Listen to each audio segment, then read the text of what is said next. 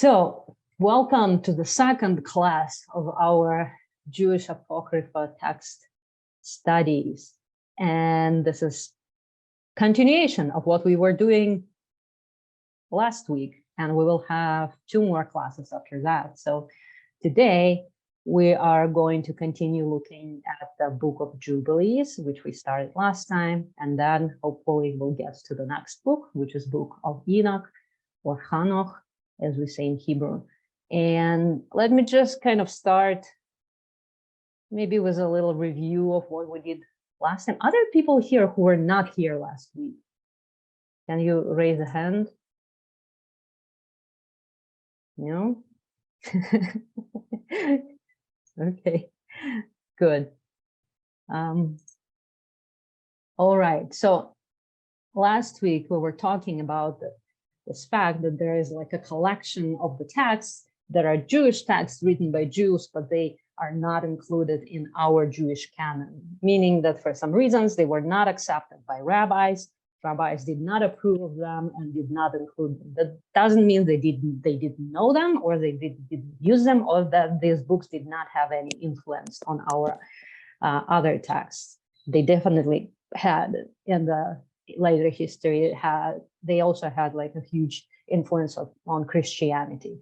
And that is why some of the Jewish ideas that are from these books are kind of attributed to Christianity, which is not correct, because they were written way centuries before Christianity appeared. It's just that people often don't know the history of Judaism, and it's one of the reasons I mentioned why it's interesting to study those books is we see how diverse Judaism was and how many ideas it created, and how that actually influenced our culture, meaning the culture of Christian and Muslim countries, and, you know, as an extension, some other countries as well, because these are world dominant religions. So let me open my presentation and kind of quickly again review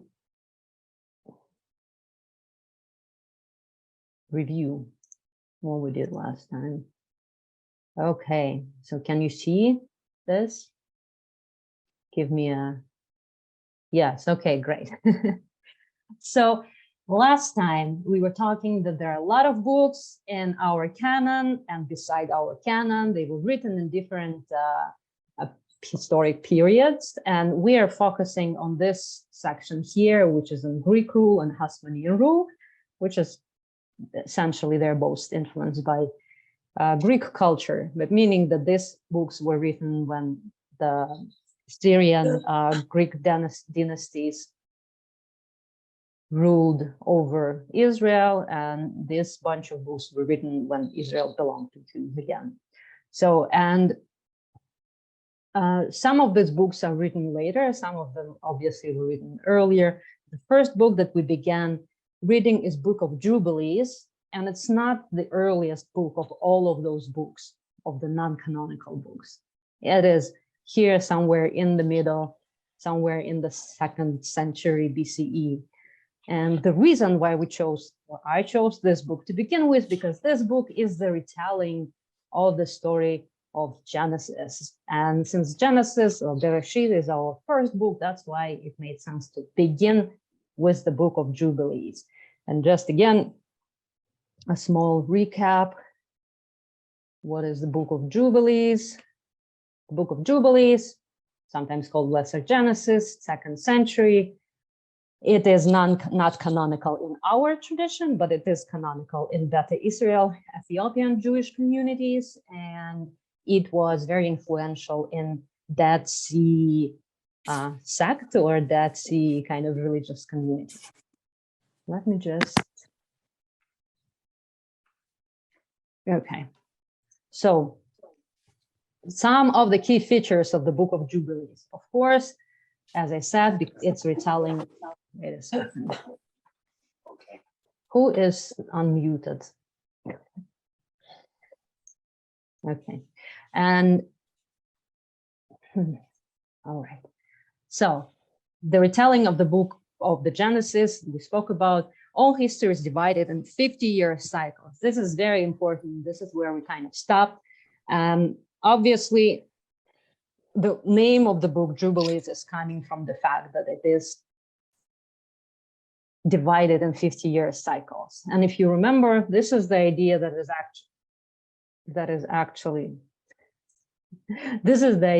actually in our normal Torah, in our normal Tanakh, that there are cycles, 7 years of 7 years, that's 49 years. 50th year is a Jubilee, meaning that this is a very special year when the land goes back to the owners and other good things happen.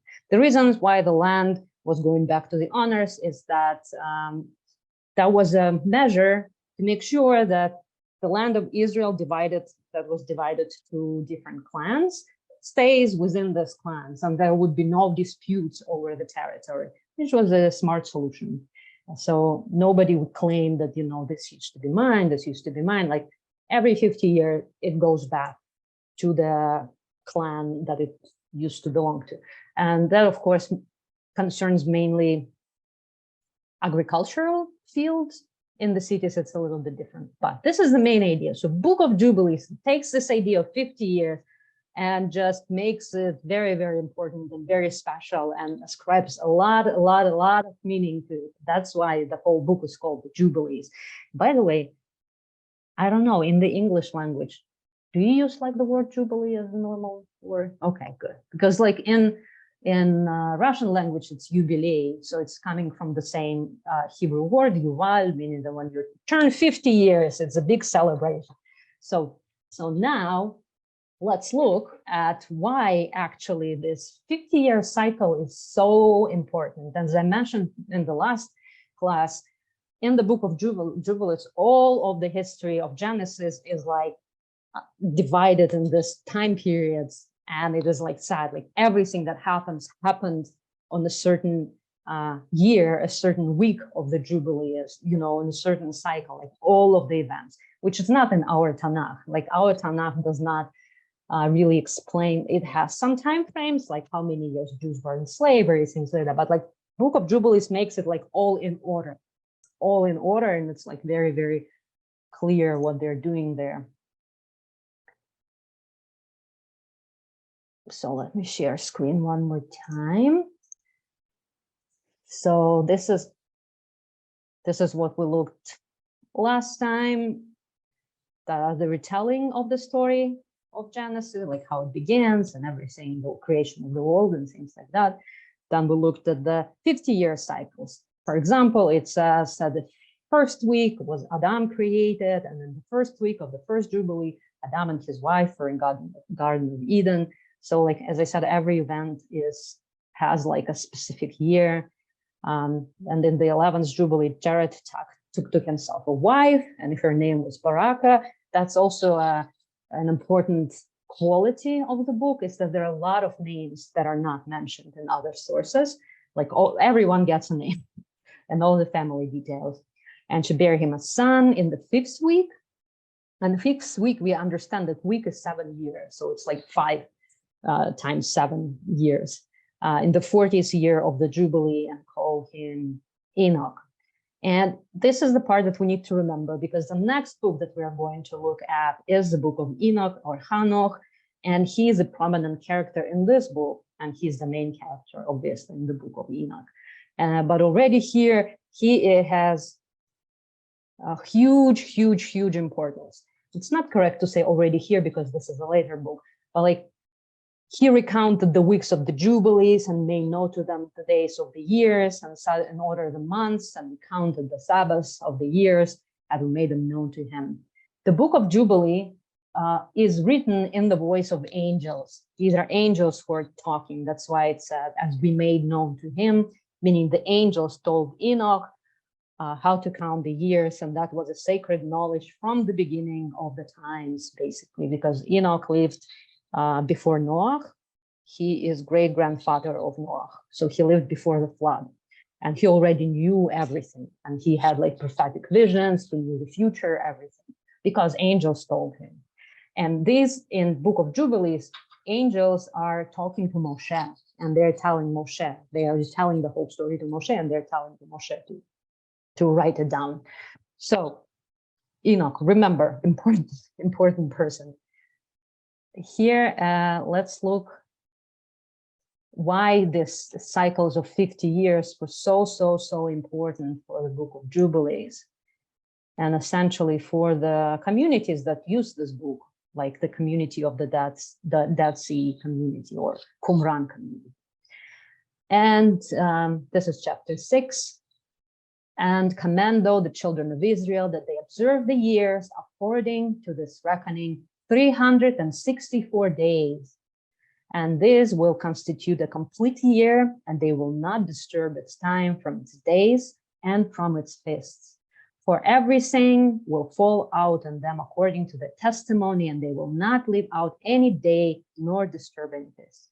But if they do neglect and do not observe them according to his commandment, then they will disturb all their seasons, and the years will be dislodged from this order, and they will neglect the ordinance, and all the children of Israel will forget and will not find the pass of the years, and will forget the new moons and seasons and Sabbaths, and they will go wrong as to all the order of the years. So this is like the main theme of the book of Jubilees. This is like the most important idea of the book of Jubilees, is that there is a real sacred calendar, and this calendar is 364 days according to the solar calendar. And they claim that for whatever reasons, like people sinned, they got confused, they lost that knowledge. And that's why all the holidays, they became corrupted, because people started to celebrate them at the wrong time. So this is like a huge like deviation from the Judaism that we have today, because our cycle is based on solar cycle and a moon cycle. That's why we have our holidays aligned to the beginning of the moon, like the middle of the moon and the end. And that's why we celebrate Rosh Hashanah, and that's why our holidays fall like on 15th day of a month. But months is equal to the moon months. The way we kind of realign it with the solar calendar is that we add additional months to make it consistent with the seasons of the year. Because if we did not have that, our calendar would constantly move, and our holidays would like appear in different months of the year, because moon calendar is shorter than the solar calendar. This is the calendar that is used, for example, in Islam. They use the moon calendar. That's why Ramadan can happen like any time of the year, basically, because it's constantly moving in the calendar. Our calendar is kind of connected to the solar calendar, but it's based on moon cycles. So the book of Jubilees telling us this is a mistake, this is wrong, this should not be this way, because this is not what God commanded. God commanded to have holidays at a specific time of the year, a specific day of a year that shouldn't change. Our holidays, they change every year. Every year, Yom Kippur is on a different day, right? All our holidays are on different dates. They're more or less within the same months, roughly, or 2 months, but like they're changing. The book of Jubilees saying, mistake, wrong, dang, shouldn't do that. And that is why they insist on this 354-day cycle. It looks like they did not really understand that their solar calendar was not correct as well, because there are 356 days and plus half a day in the normal calendar that we use today. But they were very insistent about it. They believe that, let's say, every month, 15th of, let's say, April is Pesach, and that's like every year is the same day. Would be kind of easier, but we didn't go with that. And it's a very interesting like question. Why was that important for them? Why did they want that?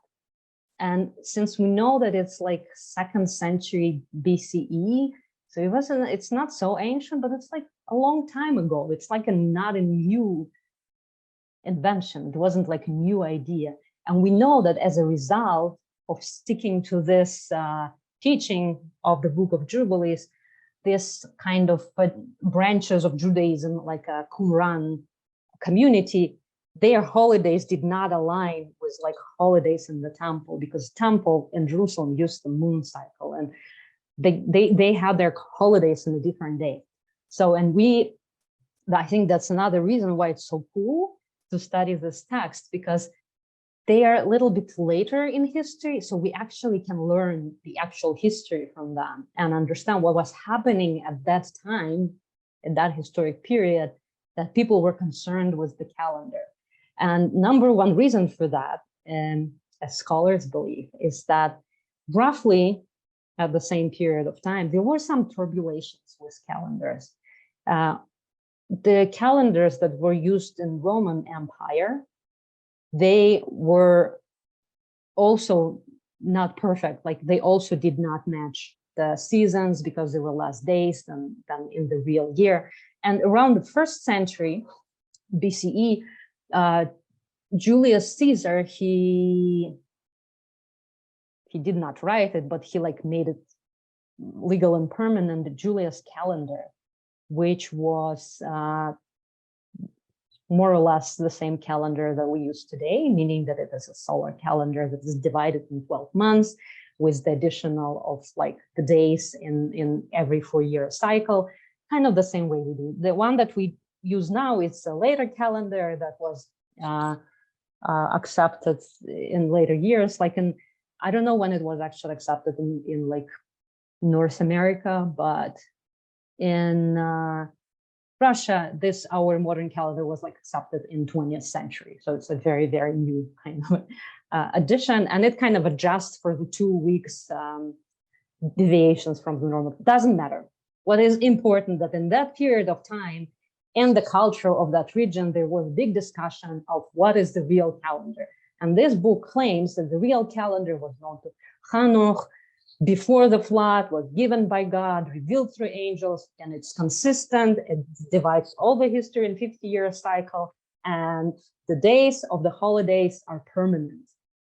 And they would stick with that. And we might think, okay, well, they were weird people, whatever ideas they had, but we also find a similar debates in our accepted Jewish tradition. For example, in Talmud, and I'll show you a text that kind of relate to the same problem of figuring out what is actually the real calendar and when are the holidays.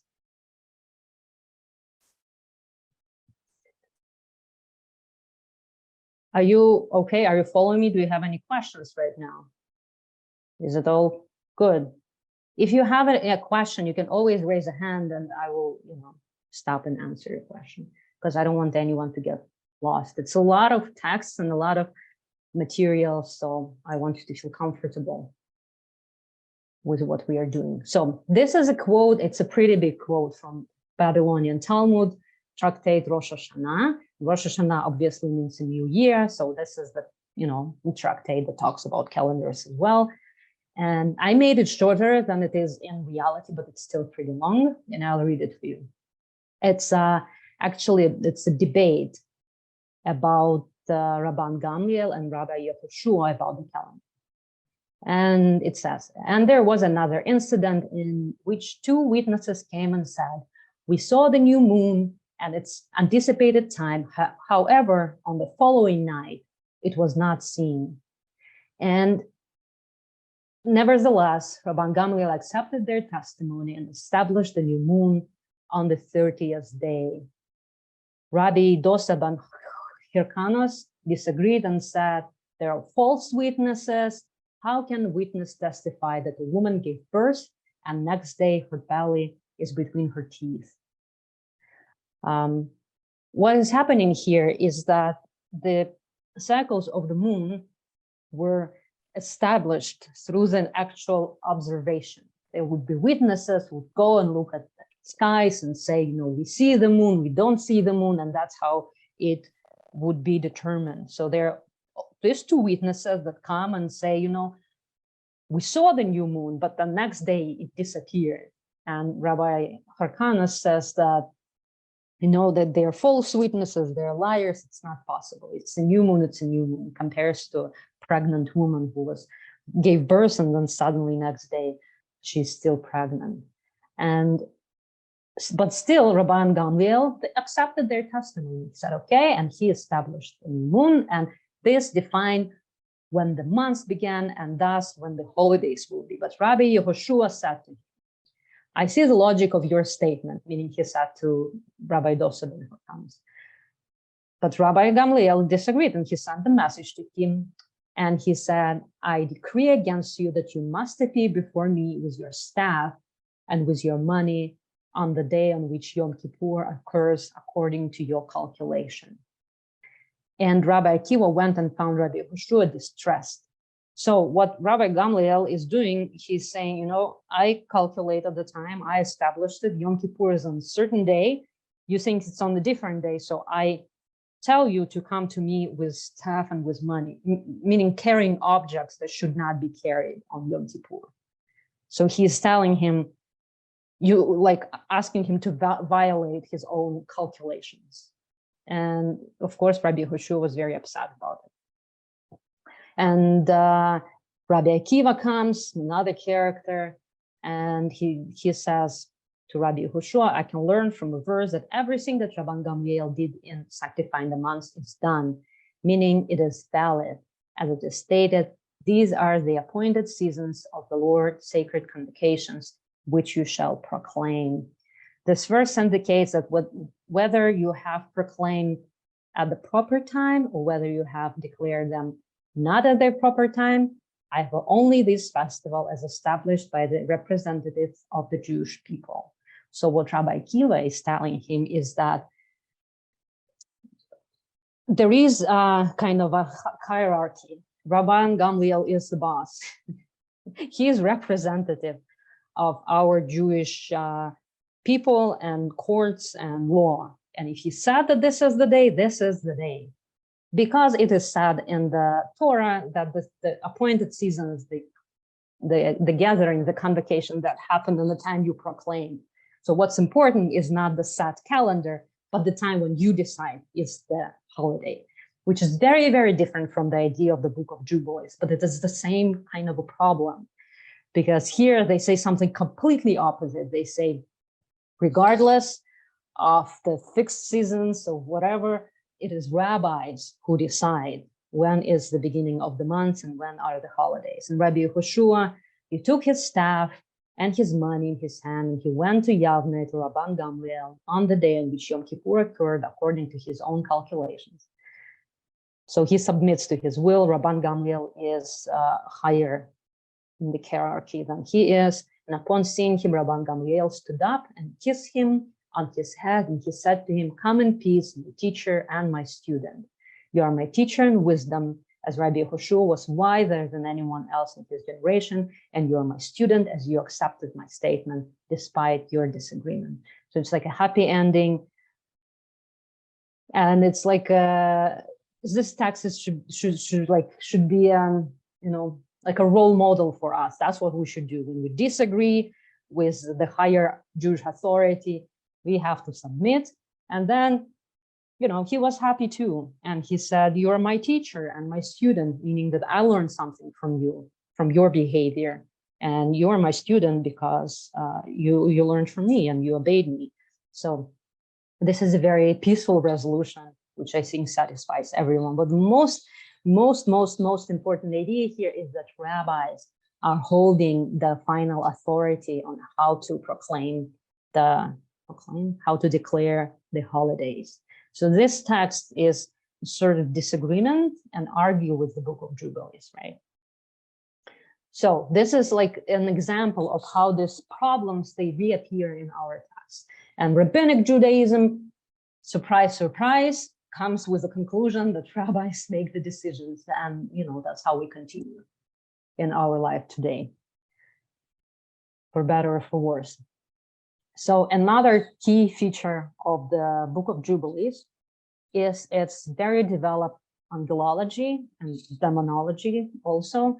It's talking about this heavenly creatures which are not described in the Torah. In the Torah, angels kind of appear, but they're either It's not specified how they look, or they look kind of like people, or they like appear as messengers, or they appear as some really weird creatures with like many wings and eyes and things like that. But Book of Jubilees has much more information on that. So it reads as follows. And in the 35th Jubilee, the sons of Noah began to war on each other. This is after Enoch. To take captive and to slay each other, and to shed the blood of men on the earth, and to eat blood, and to build strong cities and walls and towers. And individuals began to exalt themselves above the nations, and to found the beginnings of kingdoms of evil in this text, and to go to war, people against people, and nations against nations, and city against city, and all began to do evil, and to acquire arms, and to teach their sons war. And they began to make graven images and unclean images, and malicious spirits assisted and seduced them into committing transgression and uncleanness. And the prince Mastema exerted himself to do all this, and to send forth other spirits, those which were put under his hand, to do all manner of wrong and sin, and all manner of transgression, to corrupt and destroy and to shed blood upon the earth. So if you have been to my class about Satan or Satan, and if he's a Jewish character or not, this is another example of having a fallen angel.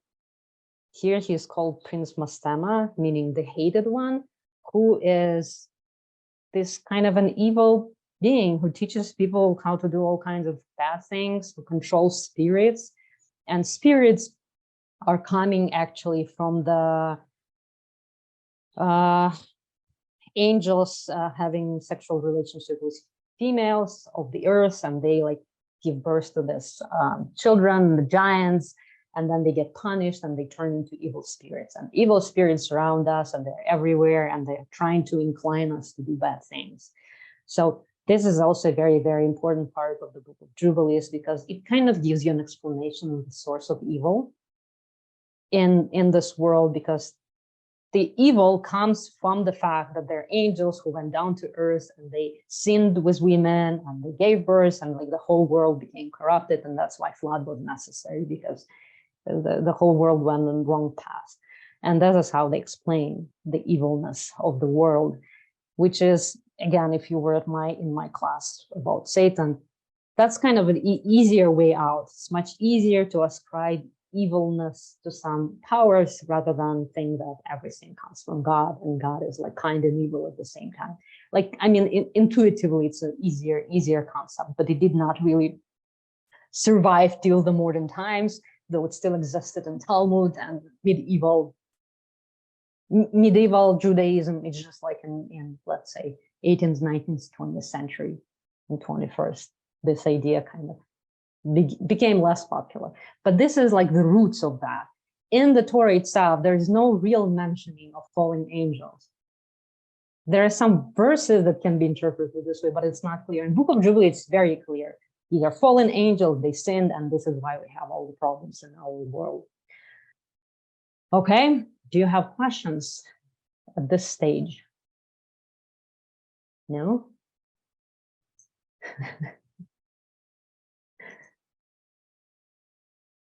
I'm afraid that if you don't have questions, it's either not interesting to you, or you like not like following or something. So if you have questions, please don't hesitate to ask. It will make me feel better. Okay, let's look at another prominent feature, which is sort of connected or in the same theme of the Book of Jubilees that we mentioned before. And this is the fact that all of the holidays that we have now were revealed to our forefathers, and they celebrated them.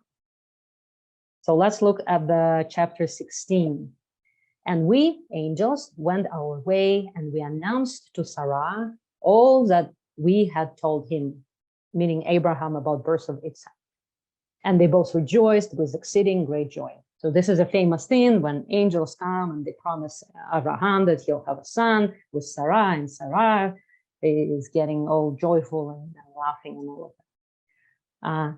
But what happens next is not in the Torah. And he built there an altar to the Lord, And he celebrated the festival of joy in this month, 7 days, near the altar which he had built at the well of the oath.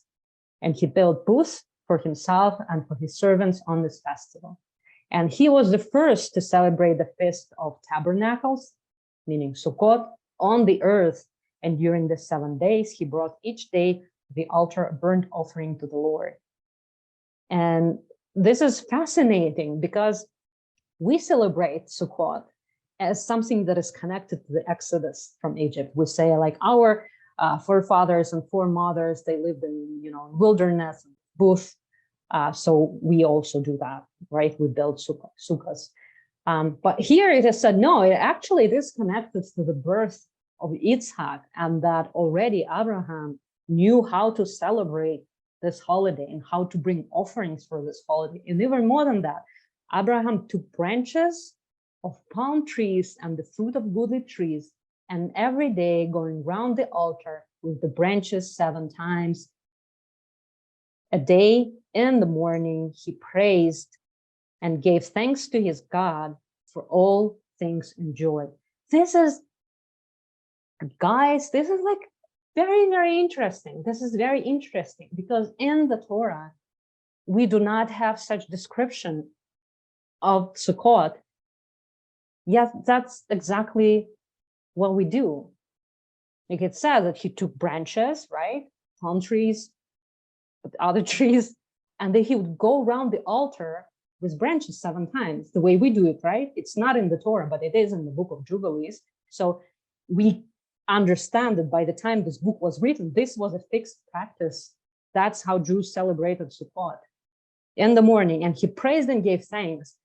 It's not just like that he gave thanks. It meaning that he was reciting Hallel, the way we recite it on Sukkot, because Hallel is praising and giving thanks. So we know that in the 2nd century BCE, at least, Jews already celebrated Sukkot the way we celebrate it today, which is very, very cool. It means that it's a very old tradition. And this is probably the earliest, not probably, it is the earliest source that shows us how it was done. Because all the later sources, like Talmud, was written significantly later, like 500 years later. So this is much earlier, and it's very exciting that they have it together with some other holidays and some other details of how they were celebrated, very similar to what we are doing. Cool stuff. Really love it. Love this part. Questions? Okay. Rabbi? Yes. Okay. If we think of Abraham doing this, the purpose of Sukkot was to remember when we're in the desert after the Exodus. Yeah. Now, Abraham was what, 1,000 years before that? Yeah. So why would he be doing this stuff? Because he celebrated the promise of the birth of Yitzhak. So is it the idea that God revealed the Torah to him, and therefore he wanted to be doing this even though he didn't experience it himself? Means that these holidays existed before, and they had different reasoning for that. But he was the first one who celebrated this holiday. He celebrated it because of the birth of Yitzhak. So are we to believe that historically these holidays were in existence before the Exodus in the desert? Well, and then they sort of went back and took something that they used to do, and they put this new narrative on it. Well, historically, we cannot prove it from this book because this book is way, way, way later than the Exodus. Right. So post-Exodus, you can say whatever about what happened before Exodus, but it's just the testimony that, number one, there were different reasonings for the holidays, right? And that second, that the way they celebrated holidays is similar to ours, but like established why. We also know that one of the reasons we have Sukkot is the agricultural holiday. This is from the Torah, right? So there are 2 reasons at least. So this is like a 3rd reason. The reason why it is connected to birth of Yitzhak is it is hidden in the calculations of these years and cycles, because everything that they have, it happens in like certain cycles in certain years. So they are saying that Yitzhak was born around the time of Sukkot, or like it was told that he was born around, like not Sarah, known that she got pregnant around the time of Sukkot. So that's how they kind of piece all things together and that connects them. So no events in the history of Jews kind of remain without a date or a time of year or something specific. So they're all fit into this cycle idea. Yes. Okay. That's why it's called the Book of Jubilees. And that's why they were very, very strong on the idea that it should be like a solar cycle. It should be like every year at the same date. Did not win this argument, I have to say. Completely losers. Okay, let's continue. The next idea that is very important in the Book of Jubilees is the idea of sexual purity. They dedicate so much time to this idea. It's very interesting. So this is just one example, but there are many, many other examples. This is a story of Reuben. I'll read it for you. Chapter 33. Reuben saw Bilhah, Rachel's maid, the concubine of his father, bathing in water in a secret place, and he loved her. And he hid himself at night, and he entered the house of Bilhah, and he found her sleeping alone on a bed in her house. None of this is in the Torah. In the Torah, we only know about Reuben having sexual relationship with Bilhah, which very obviously upset his father, and that's why he was cursed. So, and he lay with her, and she awoke and saw, and behold, Reuben was lying with her in bed, and she cried out. And when Jacob returned and saw her, she said unto him, I am not clean for thee, for I have been defiled as regard thee. Reuben has defiled me and has lain with me in the night, and I was asleep and did not discover. And Jacob did not approach her again because Reuben had defiled her. For an uncleanness and an abomination and a contamination and pollution are all they who commit it on the earth before our God. And there is no greater sin than the fornication which they commit on earth. For Israel is a holy nation unto the Lord its God, and a nation of inheritance, and a priestly and royal nation, and for his possession of God. So very interesting story. We don't have any of those kind of details, right? Here it's full of details. I loved her, like he sneaked to her when she was asleep. She didn't know. What's important is that she tells this to Jacob. And the main point of the story is that Jacob actually like divorced her in a way, not divorced her, but like he never had sex with her again, because according to the Torah and the laws of purity, you're not allowed to do that. For example, if you're married to a woman, then you got divorced, and then she got married again, and she got divorced, you cannot take her back because she had sex with another man. So this is exactly what they're saying. They're saying, you know, after that, no sexual relationship between Jacob and Bilhah again. And there are many stories like that everywhere where it's like some kind of a story that has like weird or questionable sexual relationship. It is connected to the sexual purity in the Book of Jubilees. For example, the relationship between Abraham and Hagar is a questionable relationship. For example, relationship between Yehuda and Tamar. You remember the story when Yehuda, Tamar was his daughter-in-law. She married his son. One son died, the next died, and he was waiting and didn't give her his third son to marry. And then she pretended to be a prostitute. And, you know, and then they had sex and they had a child, and this will be the one of the forefathers of King David.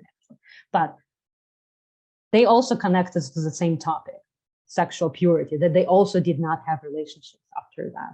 So every time something like that happened, they make it very, very clear that Israel has to be clean from like all kind of fornications and sexual impurity and things like that. It's like a very prominent theme. It's very interesting to ask ourselves why are they so like obsessed with this idea? And the reason probably is because in the time when they lived, it was probably a problem. The people did not observe these laws that much. And they saw it as a great sin. And it's here in the text, it says like there is no bigger sin than fornication. We know that this book was written like Hellenistic period.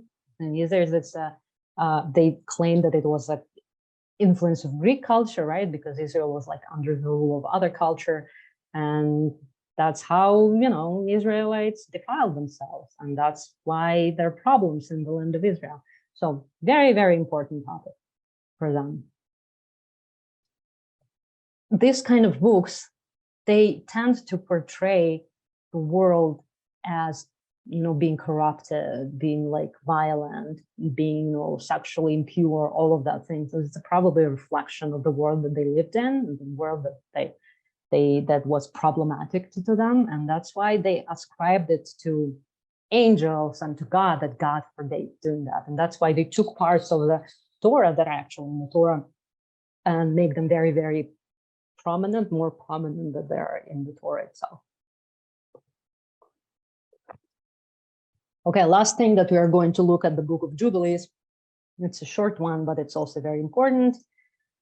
And we talked that it's like calendar is very important to them and holidays. So this is the part about Shabbat. It's very, very end, chapter 50. By the way, because 50-year cycle was so important, the book of Jubilees, there are exactly 50 chapters, obviously. So they were like very interested in this number. So this is very end of the book of Jubilees. The book of Jubilees kind of ends with the revelation of Mount Sinai. So the story of Revelation doesn't really play any role there. It's not described.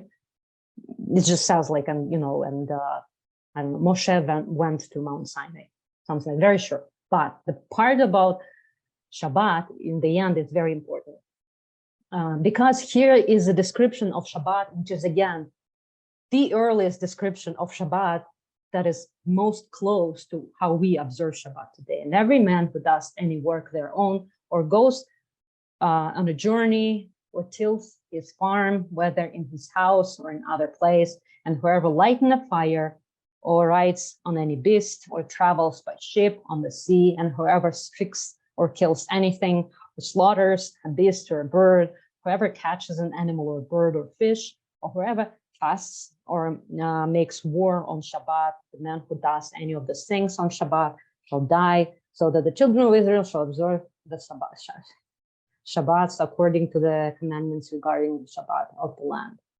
So it is, again, it is very similar to what we do today and the law that we are using today in terms of observance of Shabbat. It is none of that is actually in the Torah itself. In the Torah, if you remember, it is sad to observe Shabbat, but like there's no list of what you should do or shouldn't do in the Torah itself. We derive the list of the works that are prohibited to do based on the types of work that were performed during the building of Mishkan, but like there is no instruction for us. This is like the earliest instruction that we have. Things that are prohibited. You don't go on a journey, meaning you like we observe that today as well. You are not supposed to go further than a certain amount of distance within the city and outside the city. Tills the farm, meaning shouldn't be planting, right?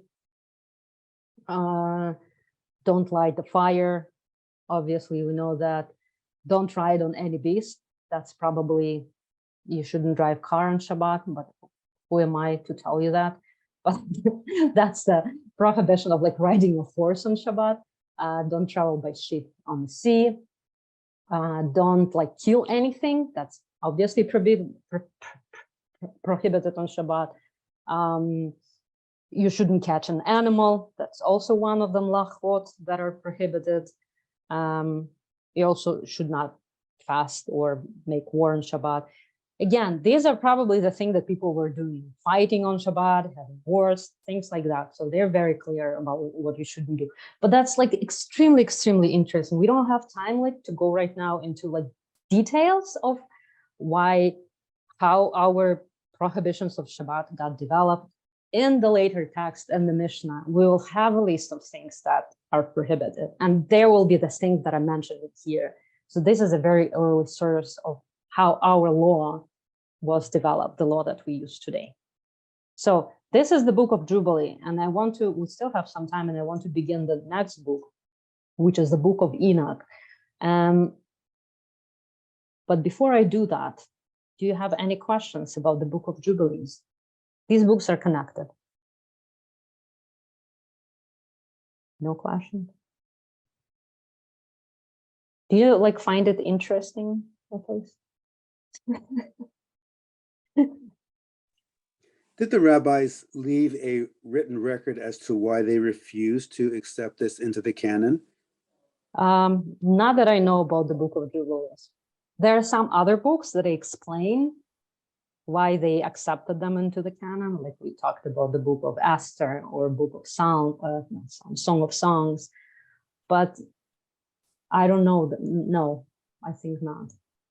But the reason, I can tell you why they did not include, because it's based on 354-day cycle. That was against the rabbinic Judaism. They would never accept that. So that's the major, if a book has a major contradiction to rabbinic Judaism, well, too bad. Though it has a lot of interesting information in it, but it was such a big contradiction. Didn't work, didn't make it into the canon. As I said, it's only in the canon of Beth Israel and Ethiopian Christian church as well. So the Ethiopians have retained this? Yes. All right, so then Judaism hasn't lost it. I'm thinking it would be a real shame if the only place you could find this is in the Christian Bible. Yeah, but that's what we thought most of the time. And that's why Jews did not really engage with this book. But then it was found in Beth Israel, and better thing found is that it was found in the Qumran community. Right. So we know that these texts were used by Jews. Because with Ethiopian Jews, you can also claim, oh, they borrowed it from Christians. You can doubt that why that happened. Right. But because it's in Qumran community, and Qumran community is temple era, right? When the temple was still standing, and we have pieces of Jubilees. And Jubilees, we have more pieces of Jubilees there than any other book. That's how important it was for them. Right, so we know it predated Christianity. It is 100% predated. Is there pressure on Beta Yisrael by the Orthodox in Israel to get rid of these? I don't know. Because I remember seeing a video where Ethiopian rabbi in Israel was saying how we always have chicken with milk, always, and they want us to stop eating. And he said, no, this is our tradition. We're not going to stop. So I'm just wondering about this. Yeah, that's a tradition also of Sephardi Jews to do that. I don't know. I don't really know what's the deal with Orthodox Judaism in Israel in regards to that. Okay, let's begin looking at the Book of Enoch. The Book of Enoch is a very, very cool book. It is different. It has some of the motives of the Book of Jubilees, but it's very different. It is a very, very esoteric book, meaning that it has tons of secret knowledge. It's very, very secret, and it has very mystical descriptions of heavens, hell, and all of that, and angels and demons. It's a concealed book. So one of the reasons why Book of Enoch probably did not make it into the canon, because it was a book that was not public. It was a secret book, that's why. And it was not something that was taught to everyone because of its very secret nature.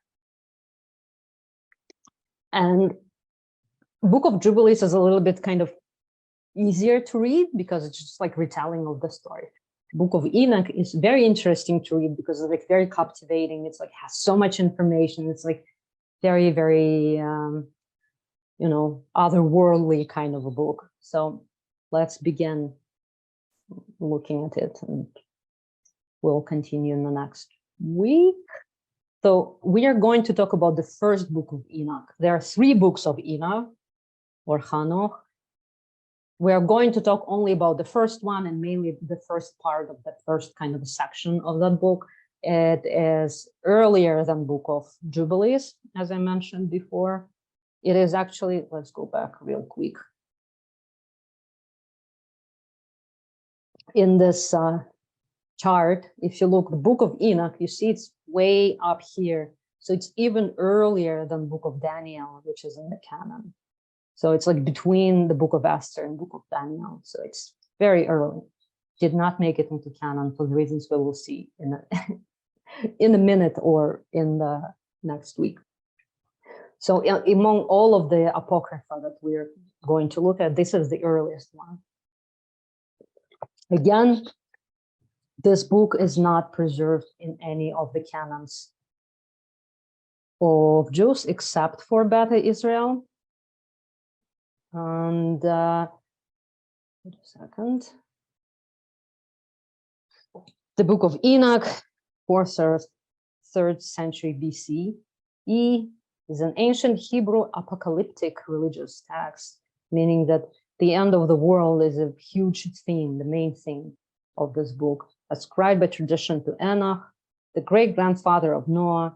Enoch contains unique material on the origin of demons, why some angels fell from heaven, an explanation of why the flood was morally necessary, and prophetic exposition of the 1,000-year reign of the Messiah.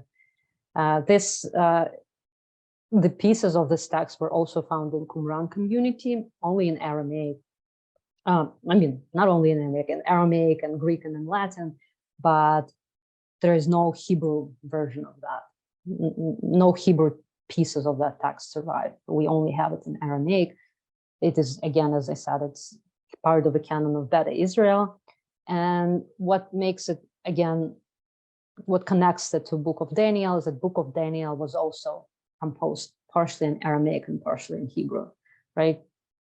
I mean, the Book of Daniel in our Tanakh, if you look at it, it's parts of it in Aramaic. That's how late it was. So this book probably was also either all in Aramaic or Aramaic and Hebrew. Still, very prominent Jewish text. So as I said, there are 3 books of Enoch. We're going to look at the first one. That is just called commonly Book of Enoch. And it's, as I said before, it's around 4th, 3rd century CE. Survives only in Ge'ez as the language of Ethiopian community. The second Enoch, 1st century AD, and survives only in Old Church Slavonic. Very interesting, different book, not to confuse with the first one. The third one, 3rd Enoch, Sefer Chechalot, the Book of Palaces, dates to the 5th century AD and survives in Hebrew. This is the 3rd book of Enoch, is the only book of Enoch that is kept in our tradition. It's very interesting. Not first, not second, but the 3rd one, the latest one, it is a kosher book. That is a kosher book 100%. Like, you can study it, no problem. It's called Sefer Chechalot. It talks about the travels of Enoch to the higher realms, and where he describes all kinds of angels and how the heavens are constructed. Like, very interesting, very complicated. But in our tradition, that's considered a Jewish book. It's esoteric, so it's, again, it's not like for average reader, it's not for public, but like you can totally study it. But the first Enoch, which is 700 years before that, is not canonical. So it's very interesting how some books are kept in our tradition, some not. Obviously, the 3rd book of Enoch is not part of Tanakh, but it is a part of our collections of texts, like Talmud, like Midrash. So Sefer Chechalot is one of those books. Very interesting. Okay. We are looking at the first book of Enoch, we mentioned before, and this is its composition. It consists of 5 distinct parts. We are going to look mainly at the Book of Watchers, and these are the chapters, like 1st chapter to 36 is the Book of Watchers, and there are other books, the Book of Parables, the Astronomical Book, the Book of Dream Visions, and Epistle of Enoch.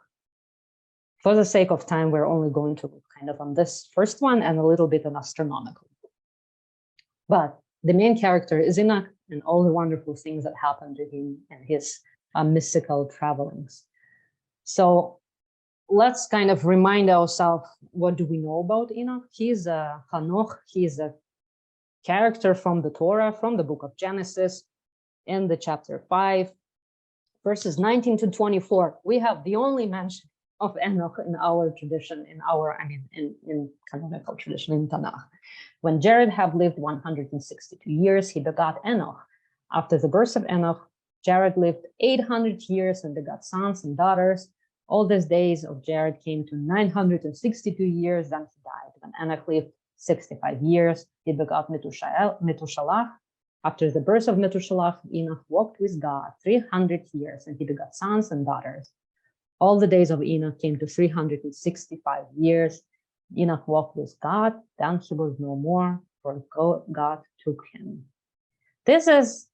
Enoch is not like a very prominent character in the Tanakh, let's put it this way. This is basically all we know about him. But somehow he became this hugely important person in mysticism, in Jewish mysticism, especially in the Sefer Hechalot, and which later kind of affected Kabbalah and all the mysticism that we have today. And the reason for that kind of comes from the last verse that says that Enoch walked with God and then God took him, meaning that he did not die, he went straight to heavens. And that kind of prompts the whole development of his character as being, having like supernatural powers, as being extremely wise, as having secret knowledge. And he is like the main character of like this mystical travelings. We saw in the book of Jubilees that also it is said there that he knew the calendar. He knew how to divide the world in 50-year cycle. He had like all kinds of sacred knowledges, esoteric knowledge. So he's like most esoteric person in our tradition. But like, as I said, in the Torah, it's a tiny, tiny piece, and it gave birth to like this vast collection of the text. We are going to, and I think now, these are the key features of Enoch that we're going to look next time. Look at what it will have explanation of the flood story. It's not the retelling of the entire Genesis. It's like focused on the flood story. Then eschatology, the end of times, death, what happens after death, things like that. Demonology, angelology, also very important. Superpowers of Enoch, what was so special about him. Then he travels to heavens when he describes what's in the heavens, and then he travels to Sheol or to hell, where he describes what happens there. And then in the end, we'll look again at the importance of the solar calendar, because that's also important in there.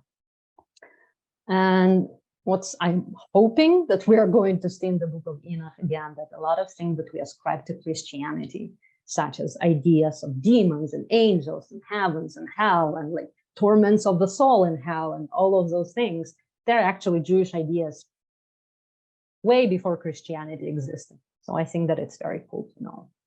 And we're going to end here. If you have any questions, you have like 1 minute. Yes, Arlene? Like, you need to unmute yourself.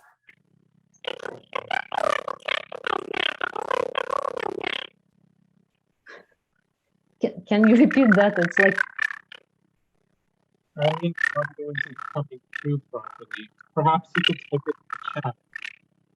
maybe you can, if you can type. There are some problems with audio. I can't hear what you're saying. Margot had a question. Yes. She said, I can see why the fixed solar calendar would cause rabbis to reject it, but did they also reject the prominence of the angels as opposed to the direct relation to God, fear of idolatries? They did not reject the prominence of angels. Angels are in Talmud. They're in Talmud, they're in later literature. As I said, they're in Sefer Hechalot, for example. No, they did not reject it. Is there a tension? Like, were they worried that it's like, you know, imbalance of powers? Yeah, they did. And they tried to kind of suppress the angels. They would say that angels, they obey God, the demons obey God, that Satan obey God. Like, there is no question about it. But that part they did not suppress. The problem with the calendar was much bigger problem for them. And Okay, Arlene writes, I thought we never believe in hell.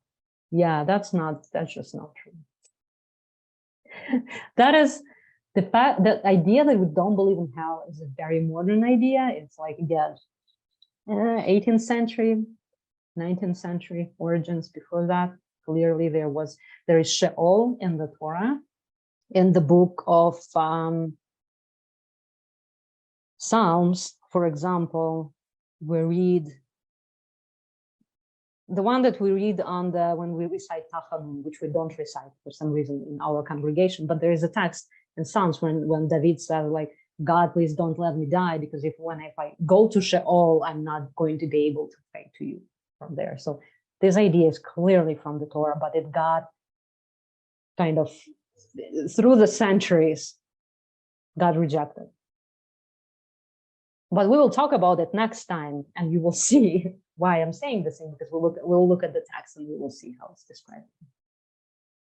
I guess Arlene was also asking if it's more of a Christian idea, hell. Yeah, so that's exactly what I'm trying kind of to convey, that these books, which did not become part of our canon, had influence on us, but were not accepted by rabbis. They became part of Christian canon, and they had a clear influence on Christian canon, right? And in Christianity. And they were kind of preserved, more developed in Christianity. But they're Jewish books written by Jews before Christianity, 300 years before Christianity, even more than that. So that's an important, I think it's important news. Whether we believe in it like today, like go to me today at the synagogue at Beth Tikvah and ask me, do I believe in hell? Probably say no, but that doesn't mean that our forefathers did not believe in it, because they clearly did. Okay.